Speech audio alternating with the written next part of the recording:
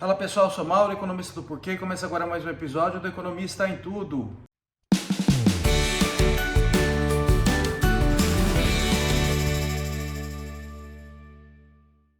Para você que está chegando por aqui, eu convido a se inscrever no nosso canal e a ligar o sino para receber as notificações. Toda semana de 3 a 4 vídeos novos.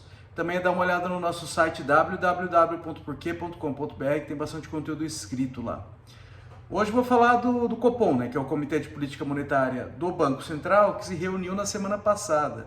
Toda vez que ocorre uma reunião do Copom é para definir os rumos da Selic, que é a taxa de juros básica da economia. E o que a gente viu foi mais uma queda, a terceira queda consecutiva, e a terceira queda de 0,5 pontos percentuais. Então agora a Selic chegou a 12,25% ao ano. Então assim, olha, está caindo a taxa de juros, mas o tom do Banco Central, o mais importante a gente olhar é o tom do Banco Central, que está lá no comunicado do Copom. Porque assim, o Banco Central vem fazendo essas mudanças de maneira bastante previsível, ele já avisa o que vai fazer antes. Então não tem muita surpresa.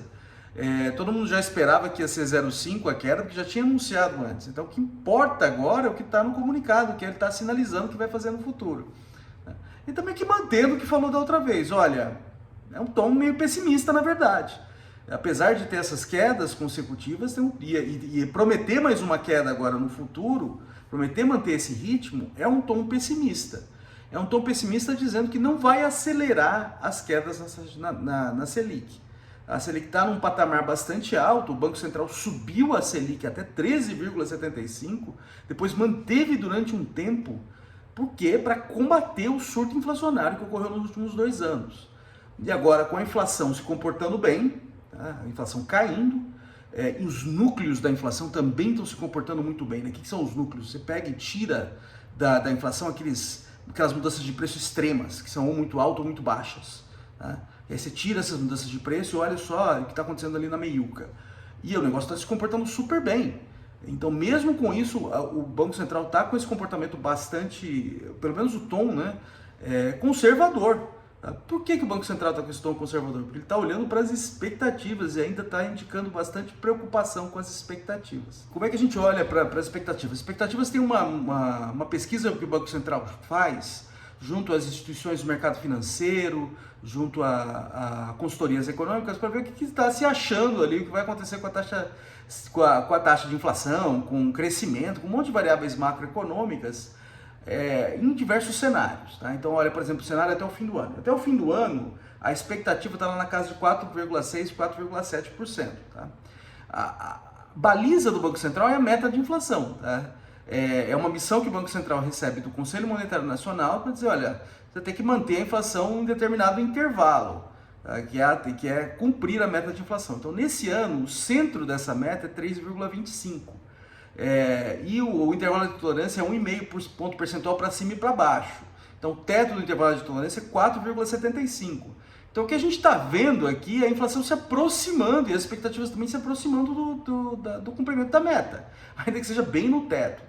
Então, isso é uma boa notícia. A hora que a gente olha para anos passados, a gente vê 2 furos consecutivos, e principalmente em 2021 foi um furo por larga margem. Então a inflação vem caindo e agora ela está se aproximando ali do teto da meta. Mas a hora que a gente olha para os anos consecutivos, as expectativas, esses anos nem começaram ainda, então não aconteceu nenhum choque e tal.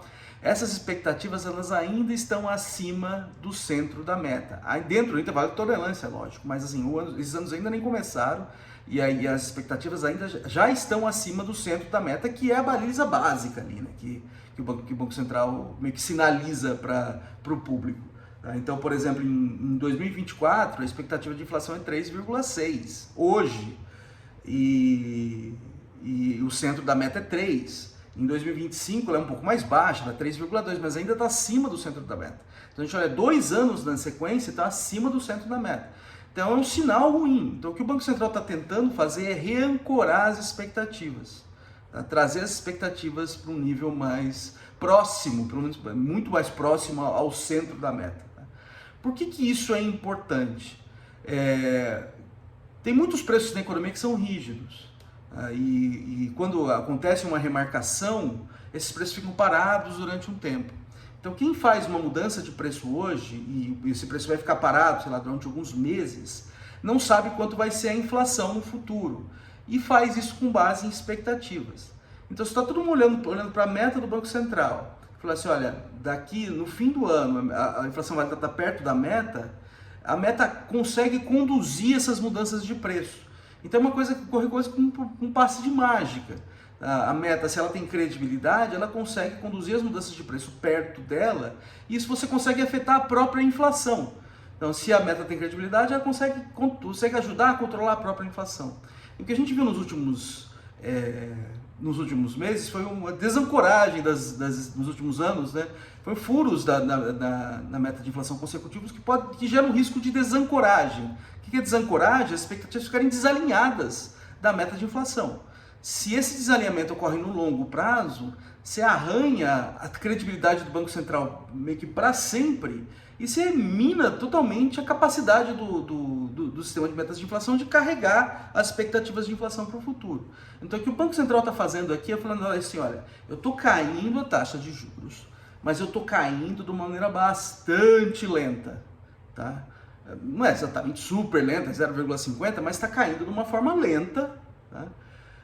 Ou seja, o que ele está dizendo aqui? Olha, eu vou manter a minha taxa Selic acima da taxa Selic de longo prazo durante um tempo. Então essas quedas vão ser lentas, eles vão se aproximar da taxa Selic de longo prazo de maneira lenta, ou seja, essa taxa de juros ela vai continuar alta em relação ao nível de longo prazo, ou seja, ela vai continuar no terreno contracionista. O que é o terreno contracionista? É que ela age contra a atividade econômica. Então ela vai continuar alta durante um tempo, ainda que esteja caindo. A hora que ela age contra a atividade econômica, ela comprime a atividade econômica, ela ajuda a comprimir, na verdade, a atividade econômica, ela contribui para diminuir as repasses de preço, então, portanto, a controlar a inflação.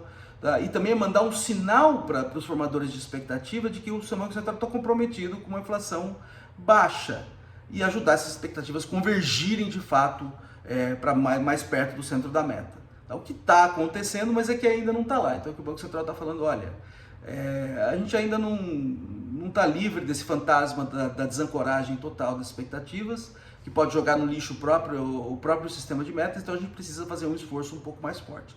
Então por isso esse tom mais conservador. Outra coisa que está por trás do tom conservador é o cenário externo. O cenário externo está bastante complicado, a gente tem os países desenvolvidos com taxas de juros altas para combater o surto inflacionário que começou lá, né? Esse processo, o surto inflacionário que ocorre lá da mesma forma que ocorreu aqui. Esse processo de aumento das juros começou depois, então eles ainda estão no processo de aumento e manutenção da taxa de juros. E assim a inflação está se mostrando bastante resiliente nos países desenvolvidos. Então a perspectiva é que eles mantenham essa taxa de juros mais alta durante um tempo. Quando os países desenvolvidos mantêm a taxa de juros mais alta durante o tempo, dificulta a tarefa dos bancos centrais nos países emergentes de baixar suas taxas de juros. Então coloca um freio ali também na capacidade do Banco Central em baixar a taxa de juros de uma maneira mais rápida. E também tem a questão do cenário geopolítico, também de guerra na Ucrânia, guerra agora em Israel e na Palestina. Isso aí também joga contra, né? Porque quando quando esse tipo de choque ocorre, os investidores eles tendem a ficar mais avessos ao risco.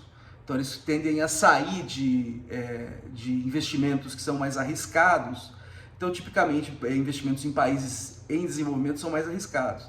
Então também isso dificulta a tarefa do Banco Central em baixar mais a taxa de juros para evitar que saia ainda mais dinheiro. E aí pressione o valor das moedas, pressione, por exemplo, o preço do dólar aumente, isso aí jogue contra a tarefa de manter a inflação mais baixa. Tá? Outra coisa que eu acho que ficou de fora do comunicado do Banco Central, que é o lado fiscal. Então o Banco Central vai e volta nessa questão do lado fiscal. O lado fiscal que é o lado das contas públicas, é super importante para manter a estabilidade de preços. Sem a casa arrumada do lado fiscal, você não tem credibilidade do Banco Central que faça milagre. E é o que a gente viu ali nas últimas semanas, foi uma deterioração do lado fiscal, com o presidente Lula desautorizando o ministro Haddad, meio que dizendo que não vai, sinalizando já que não vai cumprir o arcabouço logo de saída, logo no primeiro ano. E aí depois, eu estava falando isso aqui na semana passada, a gente esperava que tivesse, sei lá, pudesse consertar isso, não, ele reforçou que não vai fazer nenhum esforço fiscal mesmo. Então, toda a cara agora é que o arcabouço fiscal já nasce morto ou vai ser muito diminuído o poder dele. Então, o sinal fiscal para o longo prazo é muito ruim e isso também dificulta a tarefa do Banco Central em controlar a inflação e dificulta a queda na taxa de juros. Só que isso não apareceu no comunicado. Vamos ver se aparece agora na ata, que sai uma discussão mais pormenorizada da decisão. Vamos ver se aparece agora na ata. Se tiver alguma coisa importante, a gente fala mais aqui. É isso aí, pessoal. Muito obrigado por ter assistido o vídeo. A gente volta a conversar mais na semana que vem. Deem uma olhada no nosso site, tem bastante conteúdo escrito lá. O endereço é www.porquê.com.br. Também está nas redes sociais, tem aqui no YouTube, no Facebook, no Instagram e no Twitter. E é isso aí, até semana que vem. Um abraço!